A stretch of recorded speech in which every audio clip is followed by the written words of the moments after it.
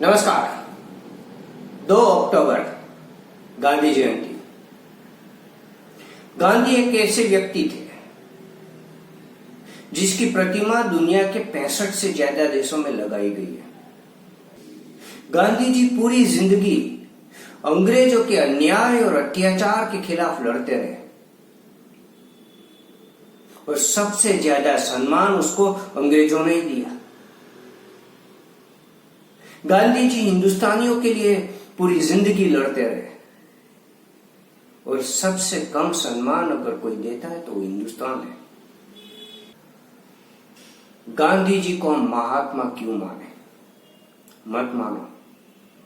आपके न मानने से उसकी महानता में कोई कमी नहीं आएगी, लेकिन हमारे जीवन में आत्मिक उन्नति करना बहुत जरूरी है। अगर गांधी जी को महात्मा कहते हैं तो उसमें कुछ ऐसी विशेषता है जो हमें सीखनी चाहिए, उसके बारे में जानना चाहिए। अगर वो नहीं जानेंगे तो हम आत्मिक उन्नति में कुछ चूक जाएंगे।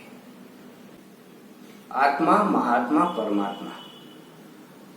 जब आपकी गुण ज्यादा और अवगुण कम है तो उसे महात्मा कहते हैं। महात्मा यानी महान आत्मा और परमात्मा यानी परमात्मा, जिसमें बिल्कुल कोई अवगुण है ही नहीं, उसको परमात्मा कहते हैं। तो गांधी जी महात्मा थे, तो कौन से विशेष गुण थे जो उसको महान आत्मा या महात्मा बनाते थे?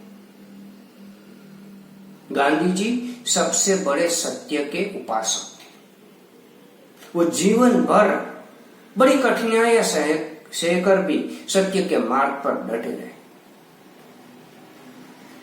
उसने अपनी आत्मकथा लिखी, उसका भी नाम दिया सत्य के प्रयोग, एक्सपेरिमेंट ऑफ ट्रुथ। हम अक्सर छोटी छोटी बातों में यह मानकर, यह बोलकर झूठ बोल लेते कि किसी को खुश करने के लिए बोला गया झूठ वो ठीक ही है, लेकिन झूठ झूठ होता है। एक झूठ को छुपाने के लिए कहीं और झूठ बोलने पड़ते और एक ना एक दिन वो झूठ सामने आ ही जाता है। और जिसको खुश करने के लिए आपने झूठ बोला उस वक्त उसको सबसे ज्यादा दुख होता है और वो व्यक्ति जीवन भर के लिए आपका भरोसा खो बैठते हैं। तो झूठ का कभी कोई फायदा नहीं होता। गांधी जी जीवन भर सत्य के मार्ग पर चले। अब ये सत्य का मार्ग क्या है? हम अक्सर 2 गुटों में बंट जाते हैं, किसी के पक्ष में या किसी के विरोध में। जैसे गांधी जी, कई लोग गांधी जी के पक्ष में, कई लोग गांधी जी का विरोध कर रहे हैं। वैसे ही नरेंद्र मोदी, राहुल गांधी, कांग्रेस, बीजेपी, आस्तिक, नास्तिक, ये धर्म गुरु, ये धर्म, हम 2 गुटों में बंट जाते हैं। जब भी आप किसी के पक्ष में है या किसी के विरोध में है तो याद रखना सत्य छूट जाएगा। तो जीवन में कभी भी किसी के पक्ष में या विरोध में खड़ा नहीं रहना, वही सत्य है। हम उदाहरण से समझते हैं। हमें किसी के आचार विचार प्रभावित करते हैं तो हम क्या करते हैं? उस व्यक्ति को पकड़ लेते हैं और उसके गुणगान गाना शुरू कर देते हैं। अब जब हम व्यक्ति को पकड़ते हैं तो हर एक मनुष्य में कुछ अवगुण भी है, उसकी कुछ गलत धारणाएं और मान्यताएं भी होती हैं। जब हम व्यक्ति को पकड़ लेते हैं तो हम उसकी गलत धारणाएं, मान्यताएं हम देखना नहीं चाहते, और जब कोई दिखाता है तो हमारे अहंकार को ठेस लगती है और फिर हम उस अहंकार का ऐसा चश्मा पहन लेते हैं कि उस व्यक्ति के बारे में हम वही देखते हैं जो हम देखना चाहते हैं। अब हमें उसके अवगुण, हमें उसकी गलत सोच कुछ भी नजर नहीं आएगी। और यही वजह है कि कई बार कोई धर्मगुरु या नेता जेल में जाते हैं तब भी उसके भक्त उसके गुनाह को स्वीकार नहीं करते, वो उसके गुणगान करना नहीं छोड़ते हैं।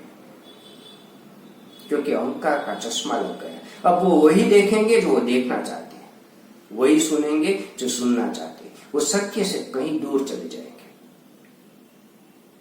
इसीलिए अगर सत्य के मार्ग पर चलना है तो किसी के पक्ष या किसी के विरोध में जड़ता से जुड़ना मत। तो क्या गांधी जी अंग्रेजों के विरोध में नहीं थे? कहीं अन्याय और अत्याचार चल रहा है तो उसका हमें विरोध नहीं करना चाहिए।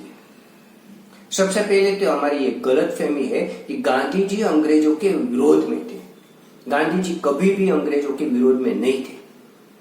वो हमेशा जहां भी गलत चल रहा है कुछ भी, उसको ठीक करने की, उसमें परिवर्तन लाने की कोशिश करते थे।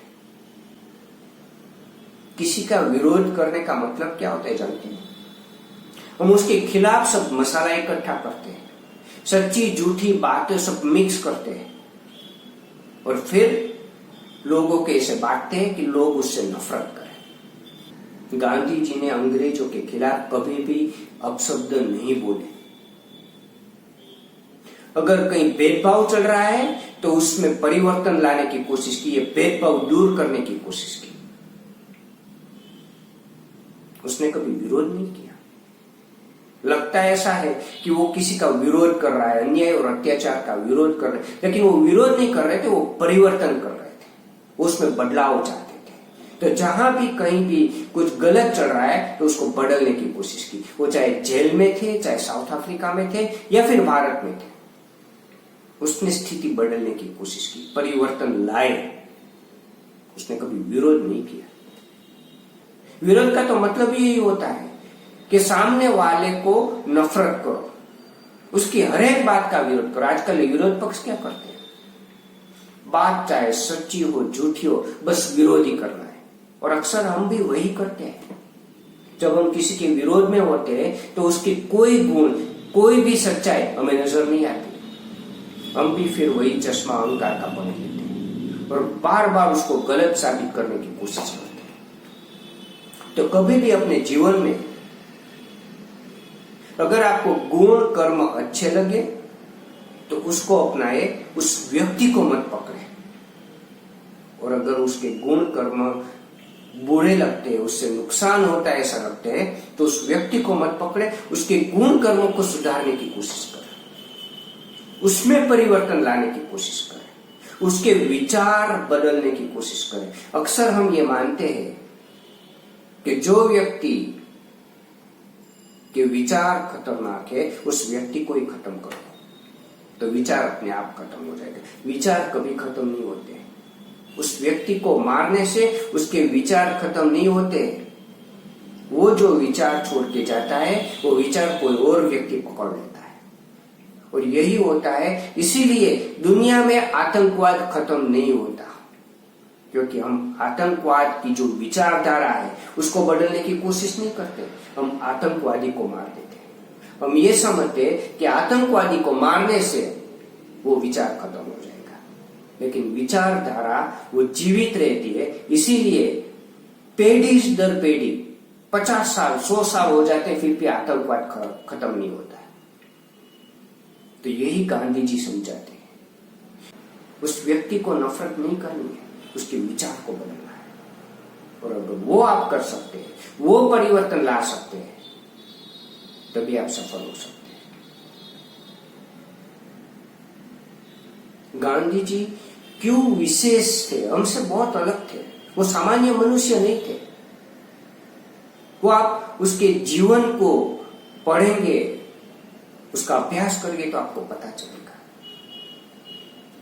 एक 24 साल का लड़का, मान लो आप 24 साल के, आपने फर्स्ट क्लास ट्रेन की टिकट ले ली, कंफर्म टिकट आपके पास है और आप आराम कर रहे हैं और टीसी आता है और टीसी आपको कहता है कि आप थर्ड क्लास में चले जाओ चुपचाप, वरना तुम्हें नीचे फेंक दूंगा। तो आप क्या करेंगे? आप टीसी से लड़ने झगड़ने लगेंगे। आप दलील करेंगे कि मेरे पास कंफर्म टिकट है, मैं क्यों थर्ड क्लास में जाऊं? और टीसी धमकी देता है कि अगले स्टेशन में अगर तुम थर्ड क्लास में नहीं गए तो मैं तुम्हें फेंक दूंगा बाहर। और सच में टीसी आपको और आपके सामान को फेंक देता है, तब आप क्या करोगे? अगर आप ताकतवर हैं तो उसी वक्त टीसी के साथ मारपीट करोगे। अगर ताकतवर नहीं है तो भी आपको इतना गुस्सा आएगा कि काश अगर मेरे पास बंदूक होती तो सबसे पहली गोली में इस टीसी को मारता। आप इतने क्रोध से भर जाओगे। और वैसे भी आपकी उम्र 24 है, खून गर्म होता है, मारपीट करने का मन हो जाता है। अब वो नहीं कर सकते तो आप क्या करोगे? आप उसके ऊपर के अधिकारी के पास कंप्लेन लेके जाना चाहोगे। आप कंप्लेन लेके जाते हो तो आपको सुनते नहीं, वो आपको कहते कि आप जो करना है कर लो, यही यहाँ का राज है, यही की सिस्टम। और तब आपको समझ में आते हैं कि ये सब ताकतवर लोग हैं, ये तो जंगल राज है, इसमें मेरी कोई सुनेगा नहीं। तो आप क्या करोगे? आप उस इंसिडेंट को भूल जाओगे और आप थर्ड क्लास में ट्रैवल करने लगोगे। लेकिन गांधी जी, वही इंसिडेंट गांधी जी के साथ हुआ। 24 साल की उम्र, नई नई नौकरी लगी थी, अपने ऊपर उसको बच्चे और बीवी की जिम्मेदारी थी। वो अपने देश में भी नहीं थे, परदेश में थे, जहां उसको बहुत कम लोग जानते थे। और उसके साथ वही हादसा हुआ, उसको स्टेशन में फेंक दिया गया क्योंकि वहां भेदभाव था, सरकारी भेदभाव करती थी। आप कहां कंप्लेन लेके जाओगे? तो गांधी जी के पास ऑप्शन था कि वो सब छोड़कर भारत चले आए, या फिर जो सिस्टम है, जो जंगल राज है, उसको एक्सेप्ट कर ले, जैसे कि बाकी लोग जी रहे थे वैसे ही जीने लगे, स्वीकार ले कि ये भेदभाव है और इसी में हमें जीना है। लेकिन गांधी जी ने ये रास्ता नहीं चुना। गांधी जी ने यह भी नहीं सोचा कि मेरी नौकरी का क्या होगा, मेरे बीवी बच्चे का क्या होगा, मेरे भविष्य के क्या होगा। उसने ठान ली कि ये अन्याय है, ये अत्याचार है, ये भेदभाव है, उसको मैं बदलूंगा। मैं उसके साथ नहीं जीऊंगा, इसमें मुझे बदलाव लाना है। और गांधी जी ने आवाज उठाई। आवाज भी किसके सामने उठाई? ब्रिटिशर, जो दुनिया, आधी से ज्यादा दुनिया के ऊपर राज करते थे उस वक्त, इतने पावरफुल लोग थे, उसके सामने आवाज उठाई, परदेश में, जहां उसके बहुत कम लोग जानते थे। और 24 साल की उम्र में ये कोई सामान्य व्यक्ति नहीं कर सकता। आज भी हम नहीं कर पाते। आज भी हम अन्याय देखते हैं, अत्याचार देखते हैं, अपने ही देश में काफी पहचान है, फिर भी हम उसको नजरअंदाज करके चले जाते हैं। हम ये मान लेते कि यही सिस्टम है, ऐसे ही लोग जीते हैं और वो सब ताकतवर लोग हैं, उसको हम बदल नहीं सकते, उसके साथ हम लड़ नहीं सकते। इसी सिस्टम में जीना है तो ऐसा ही बन के जीना पड़ेगा, यही हम स्वीकार लेते हैं और ऐसे ही जीने लगते हैं। हम कभी आवाज नहीं उठाते। हम सफल होने के बाद भी नहीं उठाते। हमारे पास पैसा हो गया, हम कारकिर्दी में सफल हो गए, अब हमें खोने को कुछ नहीं है, फिर भी हम कभी आवाज नहीं उठाते। लेकिन गांधी जी ने उसके खिलाफ आवाज उठाई, यही उसको असामान्य व्यक्ति बनाते हैं। दूसरी बात, गांधी जी कभी विरोध में नहीं मानते थे। वो चाहते तो अंग्रेजों के विरोध में हो जाते, लोगों को उकसाते, क्योंकि लोगों में गुस्सा है और गुस्से में आप क्या पसंद करोगे? तोड़फोड़, मारपीट। मर जाऊंगा लेकिन मार के जाऊंगा, यही सोच होती है हमारी गुस्से में। और लोगों के अंदर भी गुस्सा था। उस गुस्से को कंट्रोल करना और अहिंसक लड़ाई के लिए तैयार करना, ये सबसे बड़ी कामयाबी गांधी जी की थी और वो कोई नहीं कर सकता, जिसकी कल्पना भी नहीं की जा सकती। आप ही सोचिए, आपका किसी के साथ झगड़ा हो जाता है और आपके बहुत ही क्लोज फ्रेंड होते हैं 4-5, उसको फोन करते कि यार आज मेरा इसके साथ झगड़ा हो गया है, चलो उसको मारने जाना है, तो सब दोस्त तैयार हो जाएंगे, क्योंकि वो आपके खास दोस्त हैं, आपके लिए वो तैयार हो जाएंगे। लेकिन अगर आप फोन करके कहे कि उसने मेरे साथ मारपीट किया, वो लोग गलत है और वो वकील लेकर खड़े हैं, उसने बोला कि अगली बार यहां से निकलेगा तो फिर मारेंगे, हमें मिलकर जाना है और उसकी होकी खानी है। लेकिन हम उसको कहेंगे कि हम यहीं से निकलेंगे, ये दादागिरी ठीक नहीं, अगर आपको मारना है तो मुझे मारो, लेकिन हम यहीं से निकलेंगे। क्या कोई दोस्त आपके साथ आएगा? मार खाने के लिए कोई आएगा? वो कहेगा पागल हो गया, अरे मारना है तो चलो मैं आता हूं, मार खाने के लिए मैं नहीं आऊंगा। और उसी गांधी जी ने पूरे देश को लाठी खाने के लिए तैयार किया।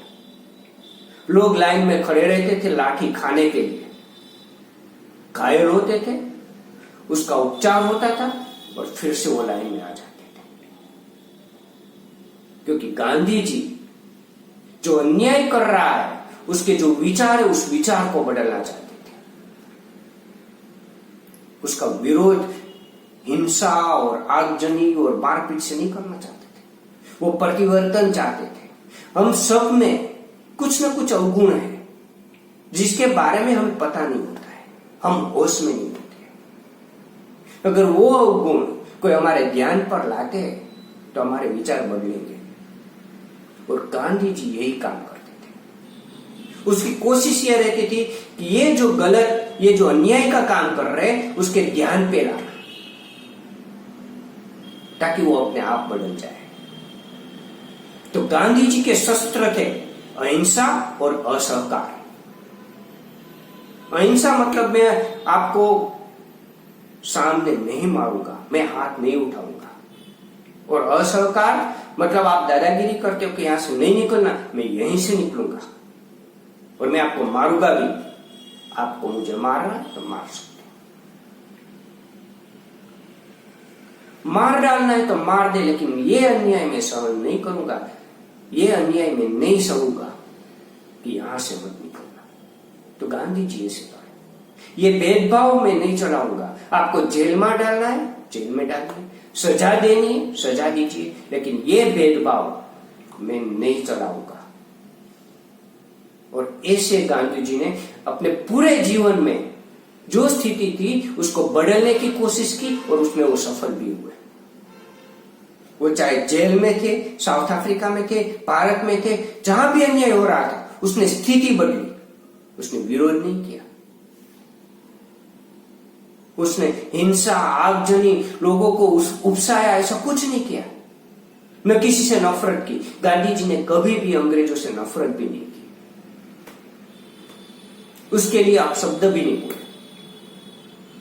और यही सब विशेषता है जो उसको सामान्य मनुष्य से अलग बनाती है। और यही हमें सीखना है। सत्य के पथ पर चलना मुश्किल जरूर है, लेकिन नामुमकिन नहीं। और सत्य के पथ पर चलना है तो फिर से मैं कहता हूं, किसी के आचार या विचार से आप आकर्षित होते तो उस व्यक्ति को मत पकड़े, उसको छोड़ दे, उसके आचार विचार को पकड़े। व्यक्ति को छोड़ना इसलिए भी जरूरत है, अगर आप उस व्यक्ति को छोड़ देंगे तो दूसरों के बारे में भी जानोगे। और सब में कुछ विशेषता होती है, सब में से कुछ सीखने मिलता है। तो हमें अलग अलग व्यक्ति, अलग अलग विचारधारा में से कुछ न कुछ सीखना चाहिए।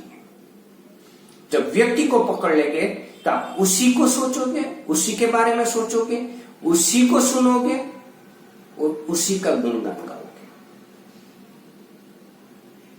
अगर एक ही खाना आप बार बार खाओगे तो क्या शरीर को नुकसान नहीं होगा? फिर वो चाहे काजू बादाम ही क्यों ना हो, पूरे दिन काजू बादाम खाते रहोगे तो शरीर को नुकसान नहीं होगा। इसीलिए इसी तरह मन का खोराक विचार है। अगर एक ही विचार बार बार करोगे तो आत्मिक उन्नति में वो नुकसान करेगा। इसीलिए मैं कहता हूं कि व्यक्ति को मत पकड़ो, उसके अच्छे गुण कर्मों को पकड़ो और उसको उतारने की कोशिश करो। व्यक्ति को छोड़ दो तो अलग अलग व्यक्तियों में अलग अलग विशेषता है, अलग अलग विचारधारा है, सब में से आपको कुछ ना कुछ सीखने मिलेगा। फिर चाहे वो धर्मगुरु हो नेता हो या कोई संस्था हो, जिससे भी आप प्रभावित हुए उसको मत पकड़ना, उसकी विचारधारा को पकड़ो, उसमें जो अच्छे गुण कर्म है उसको जीवन में उतारने की कोशिश करो। और वैसे ही आप किसी के विरोध में आपको लगता है उसके विचार समाज के लिए खतरनाक है, ये दमनकारी और अत्याचारी विचार रखते हैं, तो उस व्यक्ति को नफरत मत करना, उसके विचार बदलने की कोशिश करना, उसमें जो व्यवस्था है उसको बदलने की कोशिश करना, उसमें परिवर्तन लाने के लिए अपना योगदान देना। अगर आपको अंधकार दूर करना है तो क्या अंधकार का विरोध करने से अंधकार दूर होता है? कभी नहीं। अगर आपको अंधकार दूर करना है तो आप दिया लेकर आए, अंधकार अपने आप चला जाएगा। तो यही बात सच है, चाहे वो धर्मगुरु हो, नेता हो या अपने परिवार में भी कोई हो जिसकी विचारधारा आपसे अलग है, तो उसका विरोध मत करना, उससे नफरत मत करना। अगर उसकी विचारधारा बदलने में कोई योगदान दे सकते हो तो वो योगदान देने की कोशिश करना। यही सबसे बड़ी सीख है गांधी जी में, सत्य के मार्ग पर चलना। क्योंकि आप जब किसी व्यक्ति को पकड़ लेते हो, सत्य छूट जाता है, आप उसके बारे में वही देखोगे जो आप देखना चाहते हो, और सत्य छूट जाएगा। फिर आप उसके पक्ष में हो या विरोध में हो। और सत्य के मार्ग में चलने का फायदा यह है कि आखिरकार जीत सत्य की होती है। कठिन जरूर होता है, लेकिन जीत सत्य की होती है। सत्य में जयते। धन्यवाद।